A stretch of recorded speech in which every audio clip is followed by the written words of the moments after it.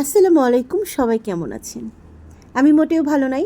এই 2 দিন ধরে ঠান্ডা পড়তেছে, কিন্তু আমি 3 দিন ধরে ঠান্ডায় অসুস্থতা একদম মরে যাচ্ছি।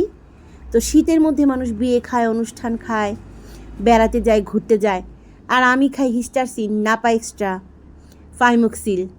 তারপর কিছুদিন পরে হাসপাতাল। যাক, আল্লাহ আমাকে মাফ করো, আমাকে এই ঠান্ডার হাত থেকে বাঁচাও। আজকে অনেক দিন পর আপনাদের সামনে চলে এলাম। আমি নাসরিন আক্তার। আপনারা সবাই কেমন আছেন?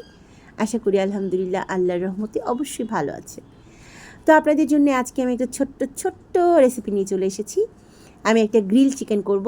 তো এখানে আমি আদা রসুন বাটা, তারপর হলুদ মরিচ সব কিছু দিয়ে এটাকে টক দই দিয়ে মাখাঝাকা করে নিচ্ছি। টক দইটা আমার একটু গলেনি, তারপরেও আমি মুরগির মাংসের মধ্যে এটাকে ঘষে ঘষে ভরিয়ে নিচ্ছি। আর মাঝখানে আমি এখানে একটা বারবিকিউ মশলা দিব। যেহেতু ঠান্ডার সর্দিতে আমার মুখ দিয়ে কথাই বের হচ্ছে না, তবু আপনাদের সঙ্গে কথা বলছি।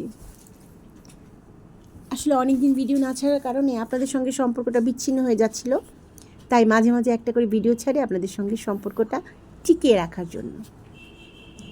তো আমি এটাকে 3 ঘন্টার জন্য ম্যারিনেট করে রেখে দেব।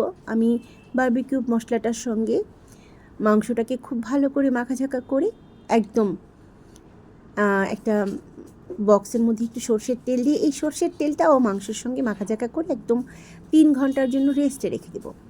আর এটা রেস্টে থাকুক, আমি একটু ময়দা গুলিয়ে নিব রুটি বানানোর জন্য।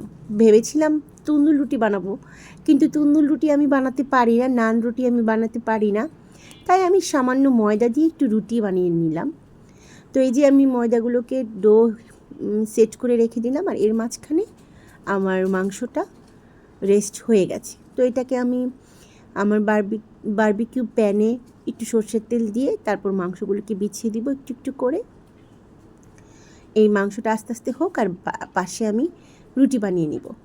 তো সবার আমার মতো কার কার এমন অবস্থা, ঠান্ডা জ্বরে আপনারা ভুগছেন, তো সবাই ঠান্ডার মধ্যে সাবধানে থাকবেন। আমার মতো এরকম ঠান্ডার জ্বরে ভুগবেন না। আর আমি যতদিন ঠান্ডা থাকবে আমার এরকম কাহিনী থাকতেই থাকবে, কারণ শীতের দিন আমার পছন্দ না, আর আমার শরীরও শীতের দিনকে পছন্দ করে না। তো আমি মাংসটাকে উল্টে পাল্টে ভেজে নিচ্ছি, এদিকে রুটিটাও ভেজে নিচ্ছি। মাঝখানে আমার বড় ছেলেকে রুটিটা খেতে দিব। আমি না কথা বলতে পারছি না, আমার এত ঠান্ডা লেগেছে। তো আমি একটু সালাদ বানিয়ে নিচ্ছি। সালাদটার মধ্যে ছিল টমেটো, শসা, কাঁচামরিচ, পেঁয়াজ, ধনেপাতা, লেবুর রস। আমার এইটা খুব পছন্দ। তো আমার ছেলেকে খেতে দিয়েছি। আমার ছেলে খেতে গিয়ে, আমাদের বাসায় একটা বিচ্ছু বিড়ালের বাচ্চা আছে, ওর ডিস্টার্ব করতেছিল, আমার বাচ্চাকে খাওয়ার দিচ্ছিল না। খাওয়া দাওয়া শেষ করে আমার ছেলে কোচিংয়ে চলে গেছে, আর সে উল্টো হয়ে ঘুমিয়ে আছে। দেখেন, আপনাদের সঙ্গে দেখাচ্ছি তার কারবার, কেমন করে সে উল্টো হয়ে শুয়ে থাকে দেখছেন। সে আমার বিছানা চাদর সরিয়ে তারপর সে ঘুমায়, কারণ চাদরে ঘুমানো তার অভ্যাস নেই, চাদর সে পছন্দ করে না। আমার কথার সাউন্ডে সে উঠে গেছে, উঠে আবার দেখতেছে আমি কি বলি, বিরক্তর সহিত আমার দিকে তাকালো।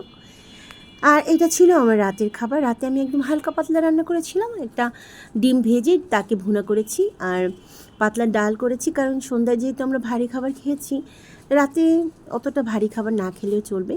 আর এটা ছিল বেগুন দিয়ে, ডিম দিয়ে, লবণ, কর্নফ্লাওয়ার দিয়ে আমি এটা ভেজেছি। এইটার রেসিপি একদিন আপনাদের সঙ্গে আমি অবশ্যই শেয়ার করব। আমার খুব পছন্দের একটা খাবার। তো সেখানে আমি একটু কাঁচা পেঁয়াজ এবং শুকনো মরিচ দিয়ে রেখেছি। এটা সৌন্দর্যের জন্য, আপনি দিতেও পারেন, নাও দিতে পারেন। তো যাই হোক, এই যে এটা ছিল আমাদের রাতের খাবার। এই ফাঁকে আমি আমার বাচ্চার আজকে দিনে স্কুলের পার্টি ছিল, সেই পার্টির একটা ভিডিও দেখাবো। আমাদের স্কুলের মিস বেশি আনন্দ করতে গিয়ে আমার ছেলের চোখের মধ্যে স্প্রে করে দেয়। তা আমার বাচ্চাটা না খুব বাসায় এসে চোখ লাল হয়ে গেছে। মিস অবশ্যই এটা ইচ্ছে করে করেনি, এটা হয়ে গেছে আনন্দের মাঝখানে। তা আমি আপনাদের সঙ্গে সেই ভিডিওটা শেয়ার করছি। তো ভিডিও দেখতে থাকুন আপনারা। ভালো থাকবেন, সুস্থ থাকবেন, আমার বাচ্চাদের জন্য দোয়া করবেন, তাদের পরীক্ষা। আর যেখান থেকে আমার ভিডিওটা দেখছেন, তা আপনাদের সবার জন্য আমার অনেক ভালোবাসা, অনেক দোয়া রইল। আল্লাহ হাফিজ, আসসালামু আলাইকুম।